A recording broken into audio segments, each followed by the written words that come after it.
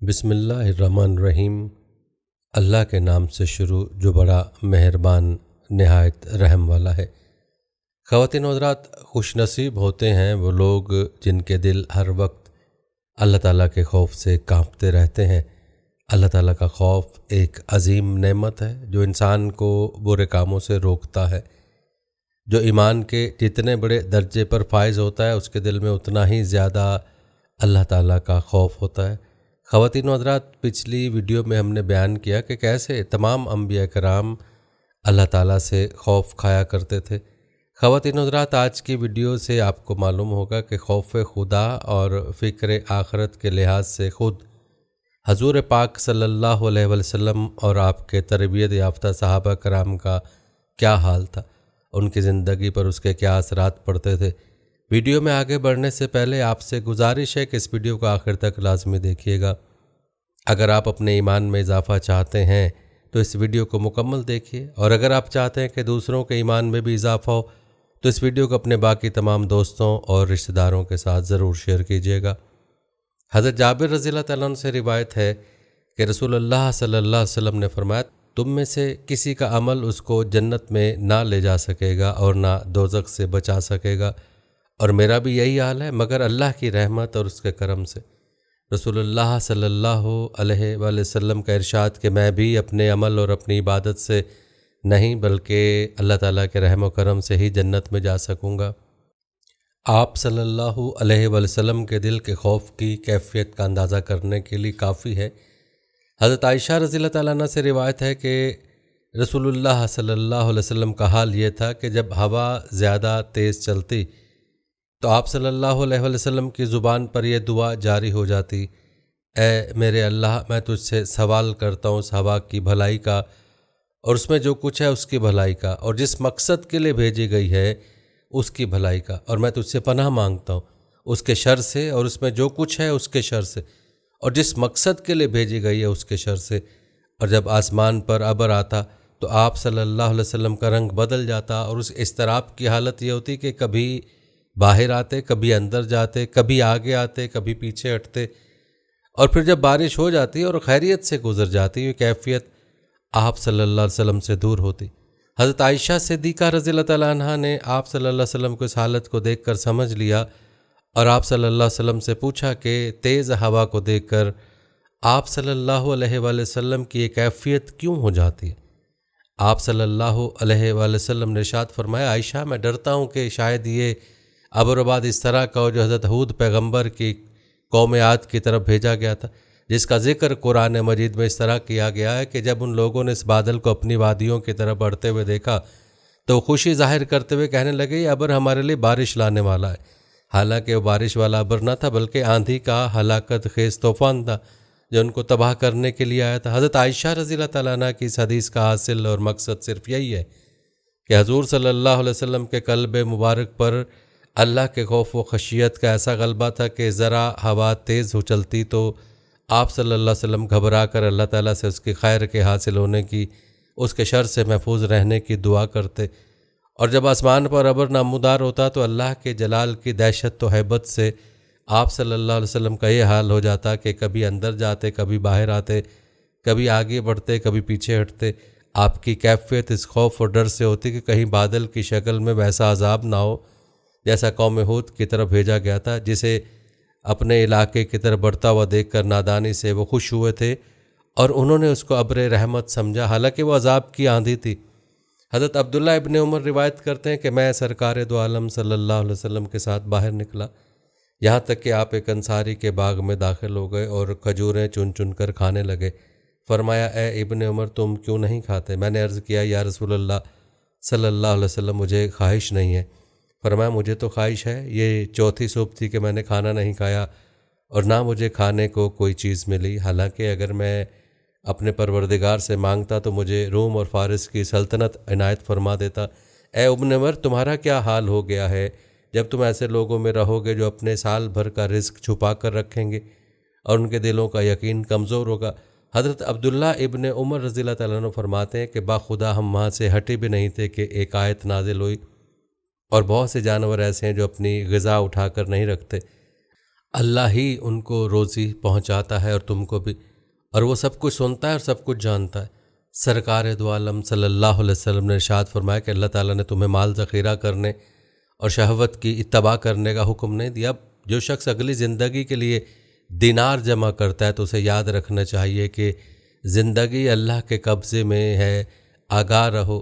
نہ میں درہم و دینار جمع کرتا ہوں اور نہ آنے والے کل کے لیے رزق چھپا کر رکھتا ہوں۔ حضرت انس رضی اللہ تعالیٰ عنہ سے روایت ہے کہ انہوں نے اپنے زمانے کے لوگوں سے فرمایا، تم لوگ بہت سے اعمال ایسے کرتے ہو کہ تمہاری نگاہ میں وہ بال سے بھی باریک، یعنی بہت خفیف اور ہلکے ہیں۔ ہم رسول اللہ صلی اللہ علیہ وسلم کے زمانے میں ان کی محلکات میں شمار کرتے تھے۔ مطلب یہ ہے کہ رسول اللہ صلی اللہ علیہ وسلم کے پاک زمانے میں مسلمانوں پر، یعنی آپ صلی اللہ علیہ وسلم کے تربیت یافتہ صحابہ کرام پر خوف خدا کا اتنا غلبہ تھا، اور وہ آخرت کے حساب اور انجام سے اس قدر لرزہ اور ترسا رہتے کہ بہت سے وہ اعمال جن کو تم لوگ معمولی سمجھتے ہو اور بے پرواہی کرتے ہو اور ان سے بچنے کی کوئی فکر نہیں کرتے، وہ ان کو مہلت سمجھتے تھے اور ان سے بچنے کا ایسا ہی اہتمام رکھتے تھے جیسے ہلاک کرنے والی چیزوں سے بچنے کا اہتمام کیا جاتا ہے۔ نظر تابعی بیان کرتے ہیں کہ حضرت انس رضی اللہ تعالیٰ عنہ کے زمانے میں ایک دفعہ کالی آندھی آئی تو میں ان کی خدمت میں حاضر ہوا۔ میں نے پوچھا، اے ابو حمزہ، کیا ایسی کالی اندھیری آندھیاں رسول اللہ صلی اللہ علیہ وسلم کے زمانے میں بھی آپ لوگوں پر آتی تھیں؟ انہوں نے فرمایا، اللہ کی پناہ، وہاں تو یہ حال تھا کہ ذرا ہوا تیز ہو جاتی تو ہم قیامت کے خوف سے مسجد کی طرف دوڑ پڑتے تھے۔ ابی بن کعب رضی اللہ تعالیٰ عنہ سے روایت ہے کہ جب 2 سلز شب گزر چکتی تو آپ صلی اللہ علیہ وسلم با آواز یہ الفاظ فرمایا کرتے، لوگوں خدا کو یاد کرو، زلزلہ آ رہا ہے، اس کے پیچھے آنے والا آ رہا ہے، موت اپنے سامان کے ساتھ آن پہنچی ہے۔ فرمایا کرتے تھے، لوگوں جو کچھ میں جانتا ہوں اگر تم جانتے ہوتے تو تم کو ہنسی کم اور رونا زیادہ آتا۔ نبی پاک صلی اللہ علیہ وسلم نماز پڑھتے تو رونے کی وجہ سے آپ کے سینے میں ہنڈیا کے ابلنے جیسی آواز آتی۔ اللہ کے برگزیدہ بندوں کو بھی یہی دونوں احوال پیش آتے ہیں۔ ابن شیخ رضی اللہ تعالیٰ عنہ فرماتے، میں نے آپ صلی اللہ علیہ وسلم کو دیکھا کہ آپ نماز پڑھ رہے ہیں اور رو رہے ہیں۔ آپ صلی اللہ علیہ وسلم کے سینہ مبارک سے رونے کی وجہ سے ایسی آواز آ رہی ہے جیسے چکی کے چلنے کی آواز ہوتی ہے، جیسے ہانڈی کے جوش مارنے کی آواز ہوتی ہے۔ آپ صلی اللہ علیہ وسلم خوف خدا سے سسک سسک کر رو رہے تھے۔ بقاء و خشیت جو ابدیت کی صفات میں اعلیٰ ترین صفت ہے، جو قلب خاشع کا اثر ہے، جس کی آپ صلی اللہ علیہ وسلم نے دعا مانگی ہے اور قلب میں خشیت نہ ہونے سے پناہ مانگی ہے۔ چنانچہ آپ صلی اللہ علیہ وسلم کی دعاؤں میں سے یہ دعائیں ہیں، اے اللہ خشیت والا دل عطا فرما، اے اللہ نہ ڈرنے والے دل سے پناہ مانگتا ہوں۔ آپ صلی اللہ علیہ وسلم کے رونا خوف اور جلال خدا بندی کی وجہ سے تھا۔ علامہ مناوی نے لکھا کہ رونا آپ صلی اللہ علیہ وسلم کو حضرت ابراہیم علیہ السلام سے وراثت میں ملا تھا، کہ ان کے بارے میں بھی منقول ہے کہ روتے وقت ان کے سینے سے بھی ہانڈی کے جوش مارنے کی مثل ایسی آواز سنائی دیتی تھی جو 1 میل کی معافت سے سنائی دیتی تھی۔ مولا علی قاری رحمۃ اللہ علیہ نے ذکر کیا کہ آپ صلی اللہ علیہ وسلم کو خدا نے کمال خوف اور خشیت سے نوازا تھا۔ اسی وجہ سے آپ صلی اللہ علیہ وسلم نے بھی فرمایا، میں تم میں زیادہ خدا کی مغفرت رکھتا ہوں اور سب سے زیادہ خدا سے ڈرنے والا ہوں۔ آپ صلی اللہ علیہ وسلم نے فرمایا، جو میں جانتا ہوں اگر تم جان لو تو ہنسنا کم ہو جائے، رونا زائد ہو جائے۔ اسی وجہ سے تو اللہ تعالیٰ نے فرمایا، اہل علم معرفت بندے ہی خدا سے ڈرتے ہیں۔ حضرت عبداللہ فرماتے ہیں کہ حضور صلی اللہ علیہ وسلم نے مجھ سے فرمایا، مجھے قرآن پڑھ کر سناؤ۔ میں نے عرض کیا، میں آپ کو قرآن سناؤں؟ حالانکہ قرآن تو آپ صلی اللہ علیہ وسلم پر خود نازل ہوا۔ حضور صلی اللہ علیہ وسلم نے فرمایا، میرا دل چاہتا ہے کہ میں دوسرے سے قرآن سنوں۔ چنانچہ میں نے سورہ نساء پڑھنا شروع کر دی۔ پھر آپ صلی اللہ علیہ وسلم نے فرمایا، بس کرو۔ میں نے آپ صلی اللہ علیہ وسلم کی طرف دیکھا تو آپ کی آنکھیں آنسو بہا رہی تھیں۔ حضرت ابو حذیفہ روایت فرماتے کہ رسول اللہ صلی اللہ علیہ وسلم سے حضرت صحابہ نے عرض کیا، یا رسول اللہ صلی اللہ علیہ وسلم، آپ پر بڑھاپے کے آثار، ضعف اور کمزوری ظاہر ہو گئے ہیں۔ آپ صلی اللہ علیہ وسلم نے فرمایا، مجھے سورہ ہود اور اس جیسی دوسری صورتوں میں جن میں اقوال قیامت اور عذابوں کا ذکر ہے بوڑھا کر دیا۔ دوسری روایت میں حضرت ابو بکر رضی اللہ تعالیٰ نے عرض کیا، یا رسول اللہ صلی اللہ علیہ وسلم، آپ بوڑھے معلوم ہونے لگے ہیں۔ آپ صلی اللہ علیہ وسلم نے فرمایا، مجھے سورہ ہود، سورہ واقعہ اور باقی قرآنی آیات نے بوڑھا کر دیا، یعنی میں ان صورتوں کو پڑھ کر جن میں قیامت کا ذکر ہے بوڑھا ہو گیا ہوں۔ قیامت کے حالات معلوم ہونے پر اور یہ یقین ہونے پر کہ اس سخت دن میں ہم بھی موجود ہوں گے، اور معلوم نہیں اچھوں میں ہوں گے یا بروں میں، اور عرش کے سائے میں ہوں گے یا تپتی ہوئی زمین پر پسینہ پسینہ ہو رہے ہوں گے۔ جس قدر بھی رویا جائے کم ہے، اور جس قدر بھی اس دن میں اپنے آپ کو گلایا جائے کم ہے۔ بعض حضرات نے حضور اقدس صلی اللہ علیہ وسلم کی خواب میں زیارت کی اور سوال کیا، سورہ ہود میں ایسی کیا بات ہے جس کی وجہ سے آپ بوڑھے ہو گئے؟ آپ صلی اللہ علیہ وسلم نے فرمایا، سورت میں یہ جو آیت ہے جس کا ترجمہ جیسا کہ تم کو حکم دیا اسی طرح مستقیم رہو، میں اس کی وجہ سے بوڑھا ہو گیا ہوں، کیونکہ مجھے ڈر ہے کہ حکم خداوندی پر پورا نہ چلا ہوں اور اللہ تعالیٰ اس کی گرفت نہ فرما لیں۔ سبحان اللہ۔ خواتین و حضرات، سردار دو جہاں حضرت محمد صلی اللہ علیہ وسلم کا حال دیکھیں، جن کا اللہ تعالیٰ نے سب کچھ بخش دیا، سب سے پہلے جنت کا دروازہ کھولوائیں گے، اور جن کی وجہ سے ارب انسان جنت میں جائیں گے، اور جنہوں نے مصیبتوں پر مصیبتیں سہ کر دین حق کو پھیلایا اور دنیا سے پورا اعراض کیا، وہ ڈر رہے ہیں کہ مجھ سے اللہ تعالیٰ کا پورا حق ادا نہ ہوا۔ اور ہم ایک سیاہ کار ہیں جنہیں گناہوں سے فرصت نہیں اور اعمال میں کھوٹ ہی کھوٹ بھرا ہوا ہے۔ تھوڑا بہت غلط ملت الٹا سیدھا عمل کر کے اللہ تعالیٰ کے ذمے اجر واجب سمجھ لیتے ہیں، اور یہ نہیں دیکھتے کہ ہمارے عمل میں کتنا کھوٹ ہے اور کتنے لاتعداد گناہ ہم نے اپنے سر پر تھوپ رکھے۔ بھلا اللہ تعالیٰ کا حق کس سے ادا ہو سکتا ہے؟ بس بندے کی تو اسی میں خیر ہے کہ گناہوں کا اقرار اور قصور کا اعتراف کرتا رہے۔ رسول اللہ صلی اللہ علیہ وسلم کیسی اچھی نماز پڑھایا کرتے تھے، مگر پھر بھی فرض نماز کے بعد 3 مرتبہ استغفر اللہ کہا کرتے تھے۔ حضرت عبداللہ بن عمر رضی اللہ تعالیٰ عنہ روایت فرماتے کہ میں اپنی والدہ کے ساتھ اپنا گھر لیپ رہا تھا کہ رسول اللہ صلی اللہ علیہ وسلم تشریف لائے۔ آپ صلی اللہ علیہ وسلم نے فرمایا، اے عبداللہ یہ کیا کر رہے ہو؟ میں نے کہا، یا رسول اللہ صلی اللہ علیہ وسلم یہ تھوڑا سا گھر درست کر رہا ہوں۔ آپ صلی اللہ علیہ وسلم نے فرمایا، موت اس سے بھی پہلے آ جانے والی ہے۔ مطلب یہ کہ اس کو سنوارنے میں لگے ہوئے ہو اور اجل سر پر کھڑی ہے، نامعلوم کب آ جائے، گھر سنور بھی نہ سکے اور موت آن پہنچے۔ اس سے اچھا یہی ہے کہ اپنے عمل ہی سنوارنے میں انسان لگے۔ اتنی زندگی کا بے بھروسہ نہیں جتنی دیر میں گھر درست کیا جائے۔ حضرت ابن عمر رضی اللہ تعالیٰ عنہ فرماتے ہیں، ایک شخص نے حضور صلی اللہ علیہ وسلم سے دریافت کیا کہ یا رسول اللہ صلی اللہ علیہ وسلم، سب سے زیادہ محتاط اور سب سے زیادہ سمجھدار کون ہے؟ آپ صلی اللہ علیہ وسلم نے ارشاد فرمایا، جو شخص موت کو کثرت سے یاد کرتا ہے، موت کے لیے ہر وقت تیار رہتا ہے، یہی لوگ دنیا کی شرافت اور آخرت کا اعزاز و اکرام حاصل کرنے والے لوگ ہیں۔ ایک بار حضرت عائشہ رضی اللہ تعالیٰ عنہا نے نبی پاک صلی اللہ علیہ وسلم سے پوچھا، یا رسول اللہ صلی اللہ علیہ وسلم، کیا آپ قیامت میں اپنے اہل و عیال کو یاد رکھیں گے؟ آپ صلی اللہ علیہ وسلم نے فرمایا، 3 موقعوں پر کوئی کسی کو یاد نہیں رکھے گا، نام اعمال کے اڑنے کے وقت، میزان کھڑے ہونے کے وقت، اور پل صراط سے گزرنے کے وقت۔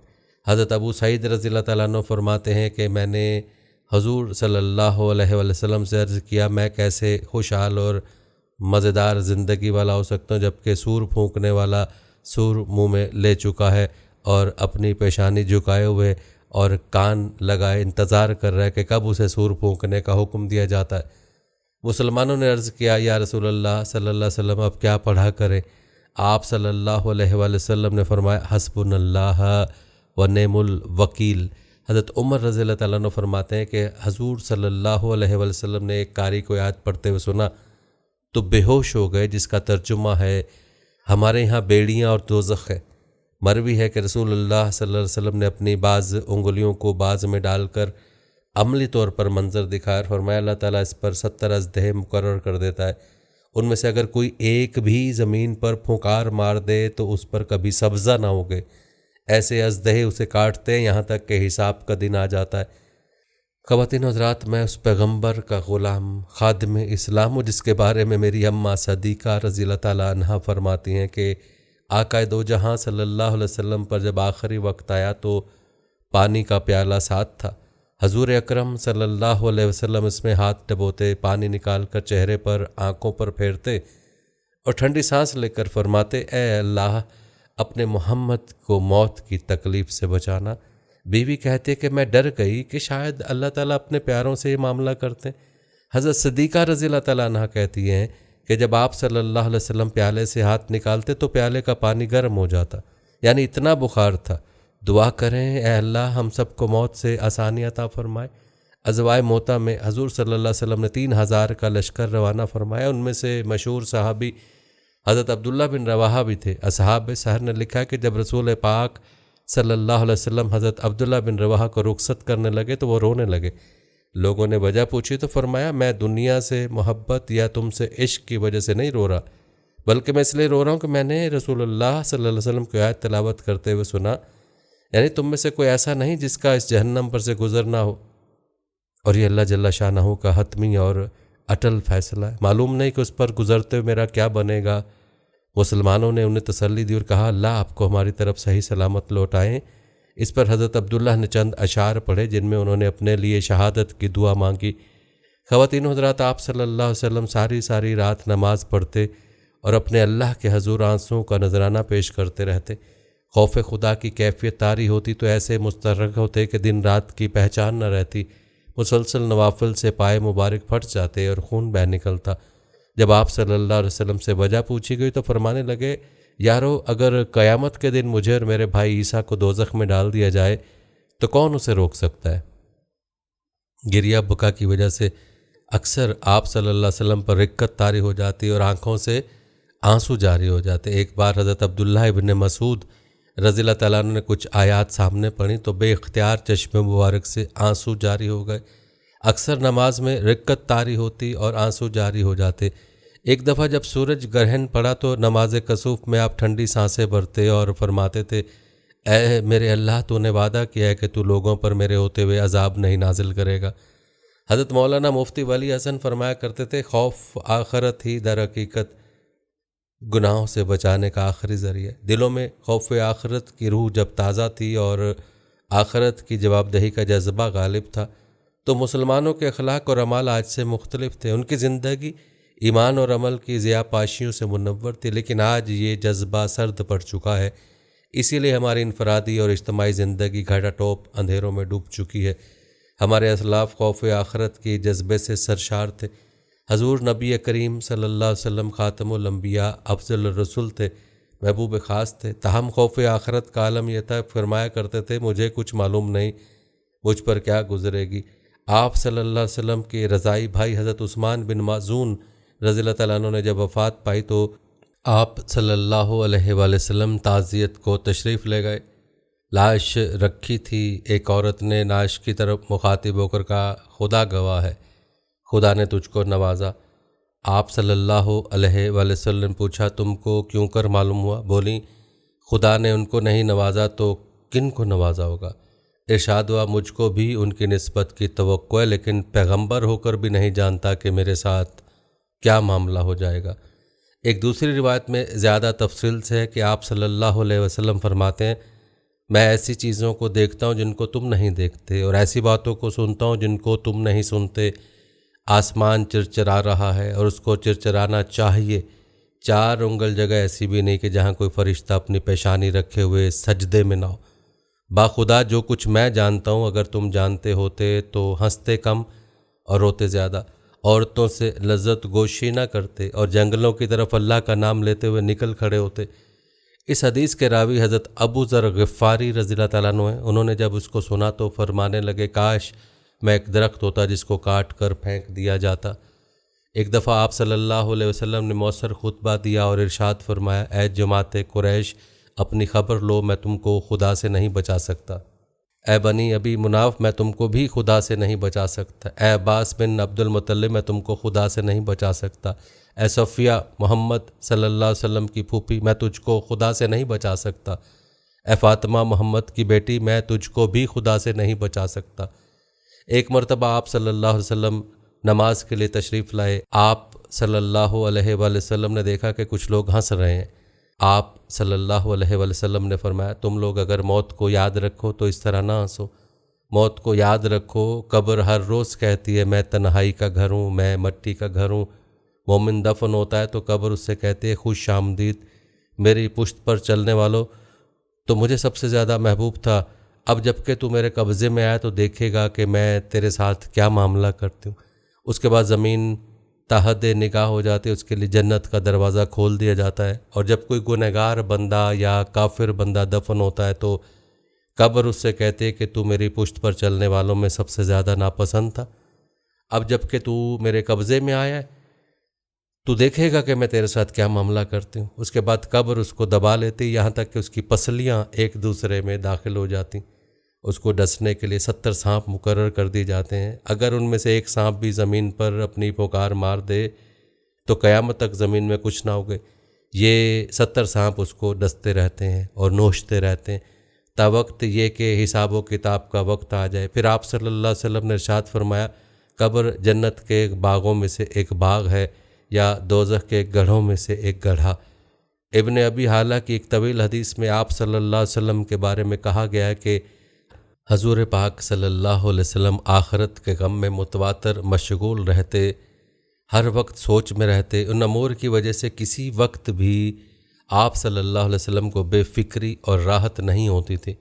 حضور پاک صلی اللہ علیہ وسلم کو یہ دعا کرتے سنا، اے اللہ مجھ سے آسان حساب لیجیے۔ میں نے حضور پاک صلی اللہ علیہ وسلم سے پوچھا، اے اللہ کے رسول صلی اللہ علیہ وسلم، آسان حساب کی کیا صورت ہوگی؟ آپ صلی اللہ علیہ وسلم نے جواب دیا، آسان حساب یہ ہے کہ خدا ایک شخص کے نام اعمال کو دیکھے اور اسے درگزر فرمائے، اور اے عائشہ جس دن کے حساب میں اس دن پوچھ گچھ ہوئی تو سمجھو وہ ہلاک ہو گیا۔ سرکار دو عالم حضرت محمد مصطفیٰ صلی اللہ علیہ وسلم ارشاد فرماتے ہیں، تم میں سے جو شخص بھی مرے وہ اپنے رب سے حسن ظن رکھے، اور ایک حدیث قدسی میں باری تعالیٰ کا ارشاد منقول ہے، میں اپنے بندے کے گمان کے مطابق ہوں، جو وہ چاہے گمان رکھے۔ حضور سلیمان رضی اللہ تعالیٰ عنہ کی وفات کا وقت قریب آیا تو انہوں نے اپنے صاحبزادوں سے فرمایا، میرے سامنے رخصتیں بیان کرتے رہو جب تک میں مر نہ جاؤں، رجا کا ذکر کرتے رہو تاکہ موت کے بعد میں اپنے مولا سے حسن ظن کے ساتھ ملاقات کروں۔ اسی طرح حضرت سفیان ثوری رحمۃ اللہ علیہ کی وفات کا وقت قریب آیا تو اس سے ان کا اضطراب بڑھ گیا، بہت سے علماء کرام ان کے پاس آئے، ان سے رجا کا بیان کرنے لگے۔ حضرت امام احمد بن حنبل رحمۃ اللہ علیہ نے وفات کے وقت اپنے صاحبزادوں سے فرمایا، میرے سامنے ان روایت کا ذکر کرو جن میں رجا وارد ہے اور حسن ظن کی ترغیب ہے۔ حضرت داؤد علیہ السلام پر وحی نازل ہوئی کہ مجھے میرے بندوں میں محبوب کر۔ عرض کیا کس طرح؟ فرمایا ان کے سامنے میرے انعامات اور احسانات بیان کر۔ خلاصہ یہ ہے کہ آدمی کی سعادت اسی میں ہے کہ اللہ تعالیٰ کی محبت میں موت سے ہمکنار ہو، اور محبت دو چیزوں سے حاصل ہوتی ہے، معرفت اور دل سے دنیا کی محبت نکالنے سے، یہاں تک کہ دنیا اس کے لیے محبوب کے اور اس کے درمیان ایک اہم معنی کی حیثیت کر جائے۔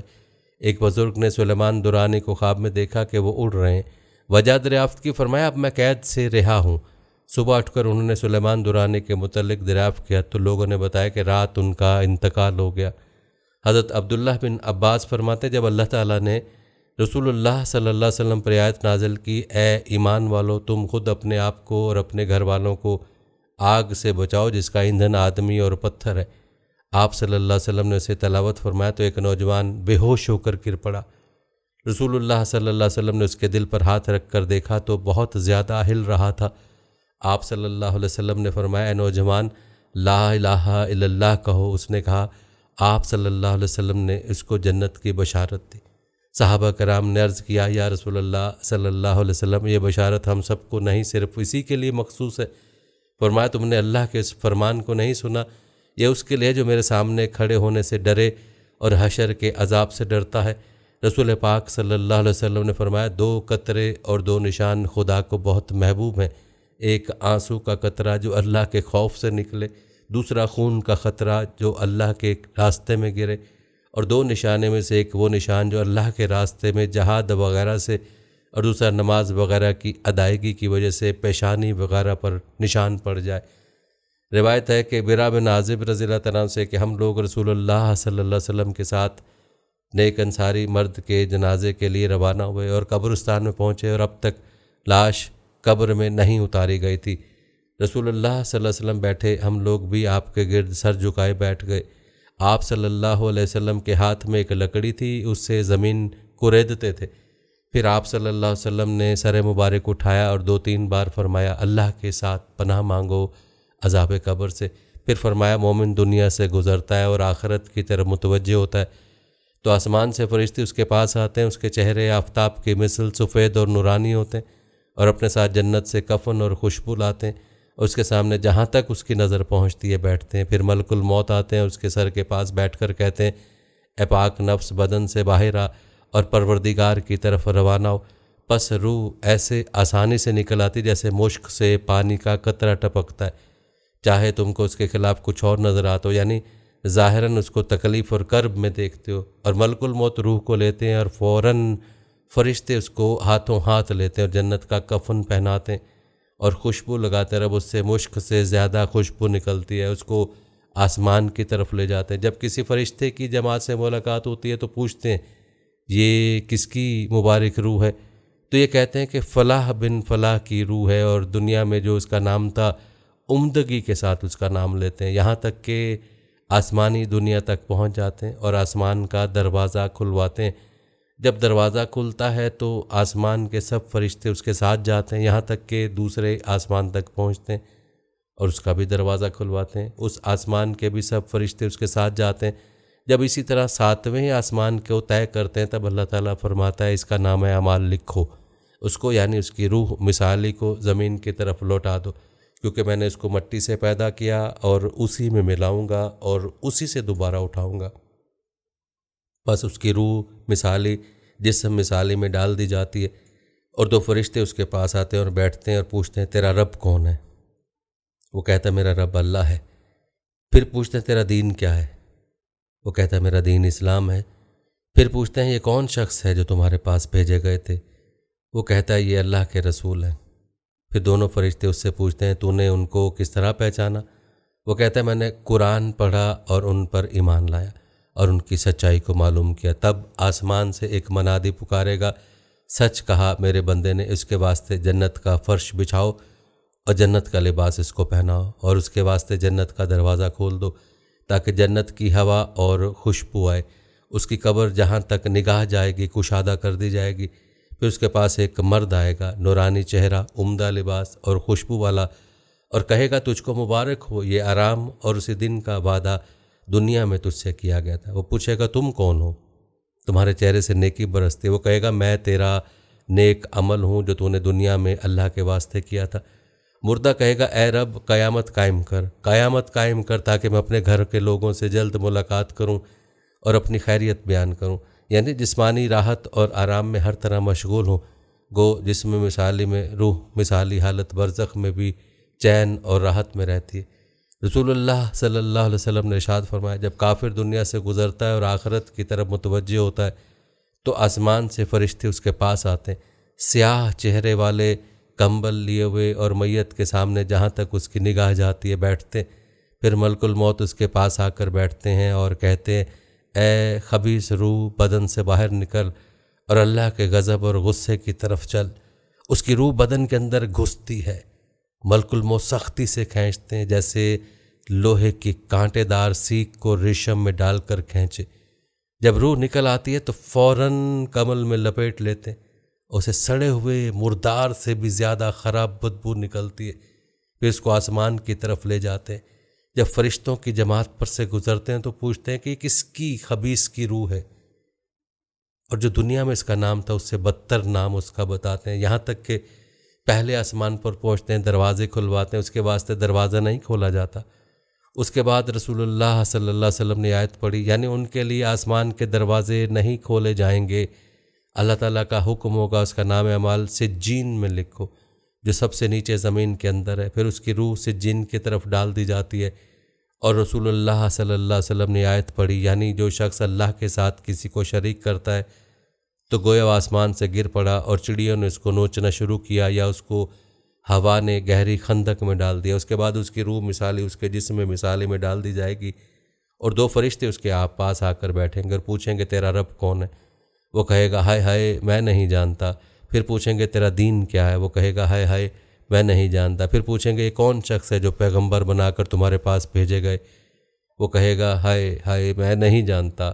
اس وقت آسمان سے منادی پکارے گا جھوٹا ہے میرا بندہ، اس کے واسطے آگ کا فرش بچھاؤ، آگ کا لباس پہناؤ اور دوزخ کی طرف سے دروازہ کھول دو، بس دوزخ کی گرمی اور تیزی اس کو پہنچے گی اور اس کی قبر تنگ ہوگی، اس طرح کہ اس کی پسلیاں چور چور ہو جائیں گی۔ اس کے پاس ایک شخص بدصورت، بدتر اور بدبودار آئے گا اور کہے گا یہ عذاب تجھ کو مبارک ہو، اسی دن کا وعدہ تجھ سے دنیا میں کیا گیا تھا۔ یہ کہے گا تو کون شخص ہے، یہ تیرے چہرے سے برائی نکلتے۔ وہ کہے گا اے رب کریم قیامت نہ آوے تاکہ عذاب جسمانی حقیقی سے بچا رہوں۔ گو جسم مثالی پر عالم برزخ سے بھی عذاب ہوتا ہے۔ حدیث مبارک میں یعنی مرنے کے بعد ہی مردے کو عذاب و ثواب شروع ہو جاتا ہے، گو جسم مثالی ہو۔ ایک دن رسول پاک صلی اللہ علیہ وسلم نے فرمایا قیامت کے دن تمام لوگ برہنہ پا برہنہ تن اور بغیر ختنہ کیے ہوئے اٹھائے جائیں گے۔ حضرت عائشہ صدیقہ رضی اللہ تعالیٰ عنہ فرماتی میں نے عرض کیا اے اللہ کے رسول صلی اللہ علیہ وسلم کیا مرد اور عورتیں ایک ساتھ اس حالت میں اٹھائے جائیں گے کہ ایک دوسرے کے برہنہ بدن کو دیکھتے ہوں گے؟ حضور صلی اللہ علیہ وسلم نے جواب دیا عائشہ معاملہ اس سے کہیں زیادہ سخت ہوگا کہ لوگ ایک دوسرے کو دیکھیں، مطلب یہ کہ اس کے ہول اور پریشانی کا عالم یہ ہوگا کہ کسی کو بھی اپنے یا دوسرے کے تن بدن کا ہوش نہ ہوگا، سب کے اوپر نجات کی فکر سوار ہوگی۔ حضرت عائشہ صدیقہ رضی اللہ تعالیٰ عنہ فرماتی کہ میں نے ایک بار عرض کیا رسول پاک صلی اللہ علیہ وسلم یہ جو قرآن پاک میں ارشاد ہوا یعنی کہ وہ کرتے ہیں اور ڈرتے ہیں، یعنی وہ لوگ اللہ کی راہ میں دیتے ہیں جو کچھ دیتے ہیں لیکن پھر بھی ان کے دل اس سے خوف زدہ ہوتے ہیں، تو کیا یہاں کرنے سے مراد چوری اور زنا ہے کہ کرتے ہیں اور ڈرتے ہیں؟ حضور صلی اللہ علیہ وسلم نے جواب دیا کہ نہیں، اس سے مراد یہ نہیں بلکہ کام سے مراد نماز روزہ صدقہ وغیرہ ہے کہ کرتے ہیں اور ڈرتے اس لیے ہیں کہ کہیں ایسا نہ ہو کہ یہ سب قبولیت سے محروم ہی رہے۔ حضرت ابو ہریرہ رضی اللہ تعالیٰ عنہ سے روایت ہے کہ رسول اللہ صلی اللہ علیہ وسلم نے فرمایا ایک شخص نے کہا کہ میں نے اپنے اہل و عیال کے ساتھ کبھی بھلائی نہیں کی۔ ایک روایت کے مطابق اس شخص نے اپنے نفس پر زیادتی کی، اس نے مرتے وقت اپنی اولاد کو وصیت کی کہ جب میں مر جاؤں تو میری لاش کو جلا دینا اور میری نصف خاک جنگل میں اڑا دینا اور نصف کو دریا میں بہا دینا۔ خدا کی قسم اگر اللہ تعالیٰ نے اپنی قدرت سے مجھ پر رحم نہ کیا تو مجھے ایسا عذاب ہوگا کہ ایسا عذاب کسی کو نہ ہوگا۔ جب وہ شخص مر گیا تو وارثوں نے اس کی وصیت پر عمل کیا، لیکن خالق و مالک نے دریا اور خشکی کو حکم دیا کہ اس کی خاک کے ذرات کو جمع کریں۔ اس کے بعد اللہ تعالیٰ نے شخص سے فرمایا کہ تو نے ایسا کیوں کہا؟ تو اس نے کہا اے رب تیرے خوف سے، اور تو میرے حال سے خوب واقف ہے۔ حضرت عمر رضی اللہ تعالیٰ سے روایت ہے کہ نبی صلی اللہ علیہ وسلم نے ایک روز خطبہ دیتے ہوئے فرمایا آگاہ رہو دنیا حاضر مال ہے جس میں سے نیک اور بد کھاتے ہیں، اور آخرت سچ ثابت ہونے والا زمانہ ہے جس میں قدرت والا حقیقی بادشاہ فیصلہ فرمائے گا۔ آگاہ رہو بھلائی اپنی تمام شاخوں سمیت جنت میں ہے اور برائی اپنی تمام شاخوں سمیت جہنم میں۔ اللہ کے خوف میں تمہاری خیر ہے، آگاہ رہو تم اپنے اعمال کے سامنے پیش کیے جاؤ گے۔ جس نے ذرہ برابر بھی نیکی کی ہوگی اسے دیکھے گا، اور جس نے ذرہ برابر بھی برائی کی ہوگی وہ اسے دیکھے گا۔ خواتین و حضرات، یہ تھی ہماری آج کی ویڈیو۔ ہم امید کرتے ہیں کہ آپ کو ہماری یہ ویڈیو ضرور پسند آئی ہوگی۔ اگر آپ کو ہماری آج کی یہ ویڈیو پسند آئی ہے تو اس ویڈیو کو لائک کریں، شیئر کریں اور سبسکرائب کریں۔ اگر آپ کسی موضوع پر ویڈیو دیکھنا چاہتے ہیں تو کمنٹ سیکشن میں اپنی رائے کا اظہار